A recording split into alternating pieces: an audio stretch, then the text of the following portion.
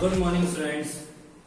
आज मैं आपको सबसे इम्पोर्टेंट टॉपिक ट्रिग्नोमेट्री पढ़ाऊंगा, जो आपको class 8, 9, 10th, 11th and 12th इन पांचों क्लासेस में इसकी रिक्वायरमेंट होगी। तो इसीलिए जो चीजें इस क्लास में बताई जा रही हैं वही चीजें आगे भी क्लासेस में फॉलो होंगी। इसीलिए आप लोग इस ट्रिग्नोमेट्री को ध्यान से देखिएगा। तो सबसे पहला ट्रिग्नोमेट्री का जो रूल होता है, हमेशा एक बात याद रखिए, ट्रिग्नोमेट्री जो होती है वो साइन, कॉस, टेन और कहीं ना कहीं पे राइट एंगल ट्राइंगल पे इसका यूज होता है। अब देखिए, सबसे पहले मैं एक राइट एंगल ट्राइंगल बना देता हूं। ये देखिए, ये मैंने एक राइट एंगल ट्राइंगल बना दिया। अभी भी ये ट्राइंगल राइट एंगल नहीं हुआ, क्योंकि जब तक मैं एक एंगल 90 डिग्री नहीं दिखाऊंगा तब तक ये राइट एंगल ट्राइंगल नहीं हुआ। ये मैंने एक 90 डिग्री के एंगल को शो कर दिया, इसका मतलब ये राइट एंगल ट्राइंगल बन गया। अब याद रखिए, 90 डिग्री के जो सामने भुजा होती है, 90 डिग्री के सामने वाली भुजा हमेशा कर्ण कहलाती है। हमेशा क्या कहलाती है? कर्ण। ये सबसे इंपॉर्टेंट चीज होती है। और कोण के, यानी 90 को छोड़कर कोई भी कोण हो, उसके सामने वाली भुजा लंब कहलाती है। याद रखिएगा, 90 डिग्री के सामने वाली भुजा कर्ण। 90 के अलावा अगर कोई कोण बन रहा है जो कि 90 से छोटा है तो सामने वाली भुजा हमेशा लंब कहलाएगी। तीसरी चीज, बची वाली भुजा क्या बन जाती है हमारी? आधार। ठीक है।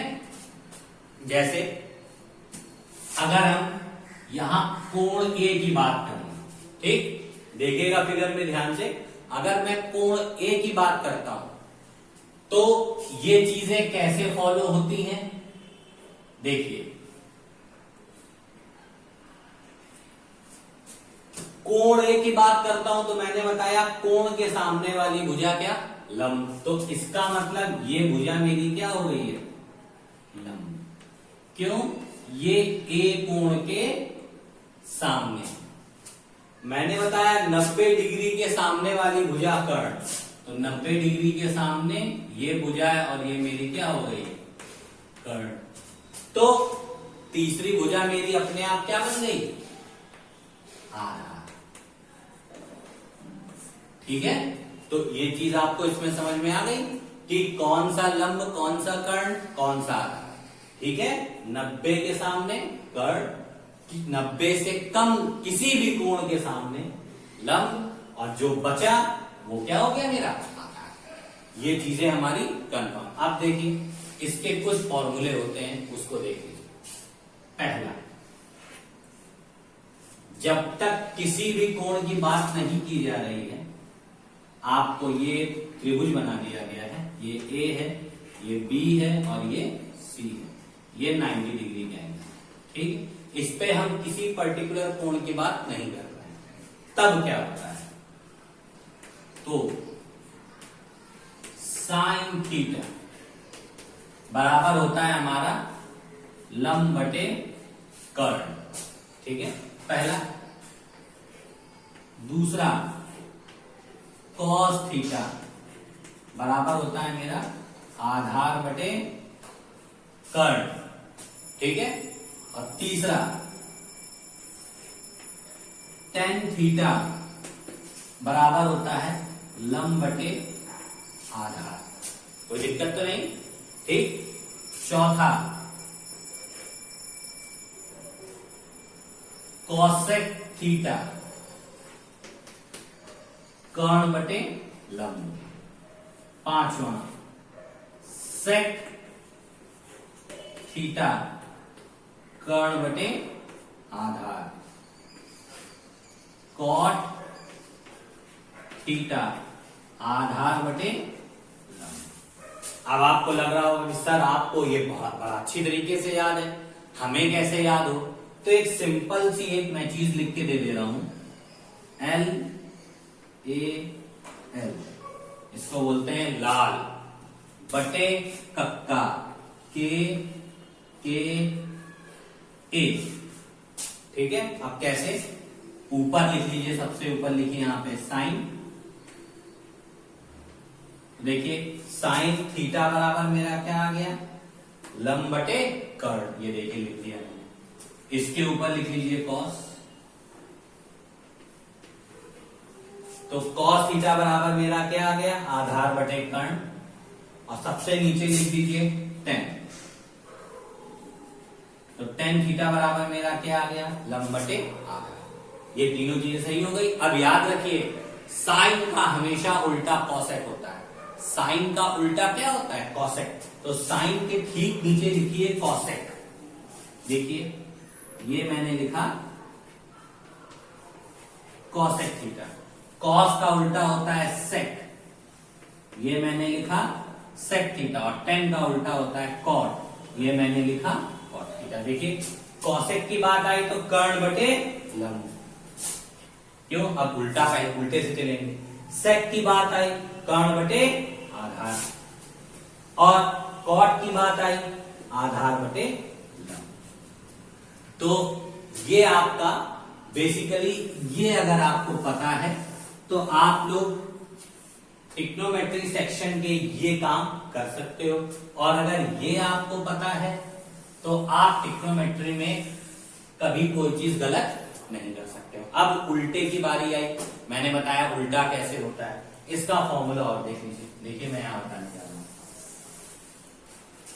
साइन थीटा हमेशा याद रखिए is equals to 1 upon cosec theta. ठीक है, अब देखिए कॉसेक को ऊपर ले जाइए, साइन नीचे आ जाएगा। तो इसका सेकंड फॉर्मूला क्या तैयार हो जाता है मेरा, cosec theta is equals to 1 upon sine. देखिए तैयार हो गया। इसी से, इस फॉर्मूले से ही हमारा नीचे वाला फॉर्मूला बन गया। अगला देखिए third number, cos theta is equals to 1 upon sec theta. ये भी आप लोग इसी टेबल से याद रखेंगे।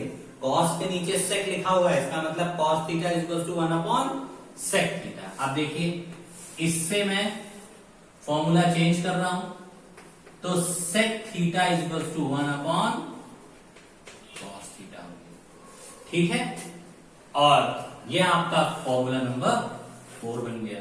पांचवा नंबर देखिए, हमने देखा है टेन थीटा, इसके नीचे क्या लिखा हुआ है, कॉट थीटा। तो हम यहां क्या लिख दें, tan theta 1 upon cot theta. इसको भी क्रॉस करिए, कॉट ऊपर चला गया, cot theta 1 upon tan theta. देखिए इस फॉर्मूले से नीचे वाला बन गया। तो हमको अगर ये लाल बटे तख्ता ही ठीक से पता है तो हम सब चीजों को लिख सकते हैं। केवल हमको इसकी प्रॉपर नॉलेज होनी चाहिए कि ऊपर हमारा साइन, इधर हमारा कॉस और इधर हमारा टेन। तो देखिए साइन के ठीक नीचे कॉसेक,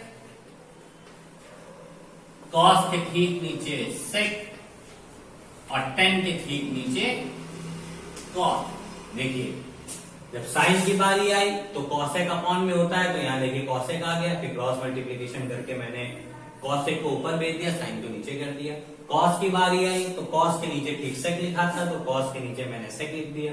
इसके बाद सेक को ऊपर भेज दिया, कॉस नीचे गया, sec theta is equals to 1 upon cosec theta. Same काम मैंने टेन के साथ किया, tan theta is equals to 1 upon cot theta, ऊपर भेज दिया, और ये tan theta is equals to 1 upon cot theta. तो ये ट्रिग्नोमेट्री की पहली एक्सरसाइज में आप लोगों के लगने वाले फॉर्मूलेज हैं, इनको आप ठीक से तैयार करिएगा और प्रोनाउंसिएशन पे बहुत ध्यान दीजिएगा। ये होती है साइन, नॉट सिन। बहुत लोग इसको सिन प्रोनाउंस करते हैं, ये होती है sine. Cosec, cos, sec, tan and cot. तो ये पहली एक्सरसाइजेस के आपके फॉर्मूले हैं ट्रिग्नोमेट्री सेक्शन के। आप लोग इन फॉर्मूलों को ध्यान से समझ गए होंगे, कैसे फॉर्मूले क्या बने ये भी आपने समझ लिया होगा। अब इसी तरीके से एक बार बिना कुछ देखे इस फॉर्मूले का यूज करके आप सब कुछ बनाइएगा जिससे आपको इसके सारे फॉर्मूले रेडी हो जाएं और आपको सम करने में इजी फील हो। Thank you and have a nice day.